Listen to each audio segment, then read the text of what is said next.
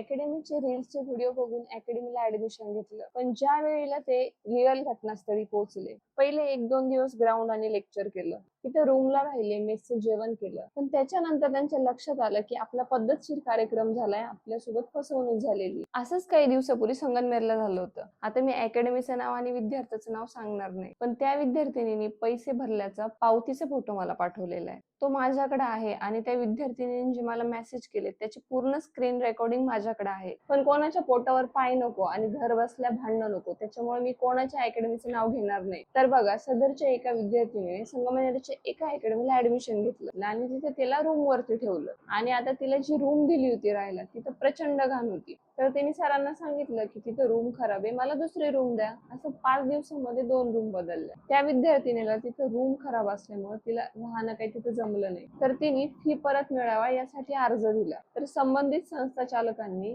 तुला जर राहायचं नसेल तर सर्व फी 2-3 दिवसात परत देतो असं सांगितलं. पण 2 महिने झाले. त्यांनी तिचा नंबर ब्लॉक करून टाकला आणि जो व्हॉट्सअप ग्रुप होता त्याच्यातून पण तिला रिमूव्ह करून टाकलं. तर आता हे ज्या विद्यार्थिनी सोबत झालं, तिच्या पाहुण्याचा मला मेसेज आला होता. आता ते माझे रील्स बघत असतील तेव्हा त्यांच्या लक्षात आलं की ही पोरगी संगमनेरची होती म्हणून. मी त्या संस्था चालकांना म्हणावं की तुम्ही त्या विद्यार्थिनीची फी परत द्या, असं त्या पोरीच्या पाहुण्यांचं म्हणणं होतं. पण इथे एक गोष्ट तुम्ही लक्षात घ्या, मी संगमनेरच नाही तर महाराष्ट्रातील कोणत्याही संस्था चालकांना वैयक्तिक तुमच्या झालेल्या व्यवहाराबद्दल काहीच बोलू शकत नाही. पण याच्यावरून बोध घेऊन मी तुम्हाला मात्र एक टीप नक्की देऊ इच्छिते.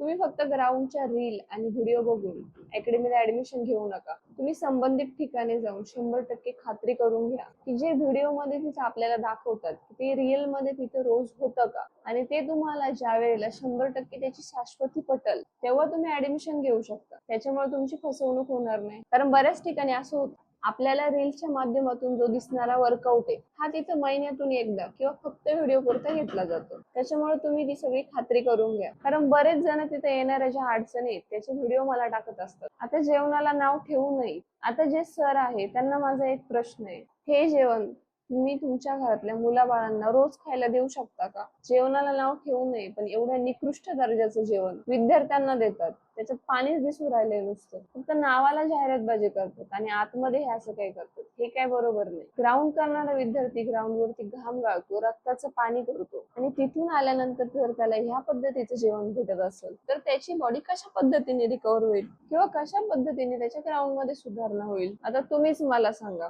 खूप वाईट वाटतं जर पैसे भरून विद्यार्थ्यांना अशी फसवणूक होत असेल तर. फसवणूक नाही तर काय ही? आता सगळीकडे मी एकटीच मैदानामध्ये उतरू शकत नाही किंवा तर कृपा करून जे बाकी अकॅडमी वाले असतील त्यांनी देखील या गोष्टीवरती स्टँड घेणं गरजेचं आहे. आणि विद्यार्थ्यांसाठी एक महत्त्वाची सूचना म्हणजे अकॅडमीला ऍडमिशन घेण्यासाठी कोणत्याही प्रकारचे कागदपत्र जमा करावे लागत नाही. त्याच्यामुळे त्या गोष्टीपासून नक्कीच सावध राहा. आता 2 वर्षापूर्वी मला एका छत्रपती संभाजीनगरच्या विद्यार्थ्यांनी मेसेज केला होता की ताई, आमच्याकडे XYZ अकॅडमीला ऍडमिशन घेताना की कागदपत्र जमा करून घेतात, तर कृपा करून असलं काही करू नका. लय जर झालं तर आधार कार्डचे झेरॉक्स आणि फोटो ठीक आहे, कारण एखादा बाहेर जिल्ह्यातून आलेला जो विद्यार्थी त्यांनी जर तिथे जाऊन काही कांड करून ठेवला तर त्याची बेसिक माहिती आपल्याकडे असावी म्हणून त्याचं आधार कार्ड पुरेसं आहे. पण आधार कार्डचे झेरॉक्स, फोटो व्यतिरिक्त बाकीचे कागदपत्र काही जमा करण्याची आवश्यकता नाही मला असं वाटतं. असो, मी याच्यावरती काही जास्त बोलणार नाही, पण ऍडमिशन घेताना विद्यार्थ्यांनी नक्की काळजी घ्या.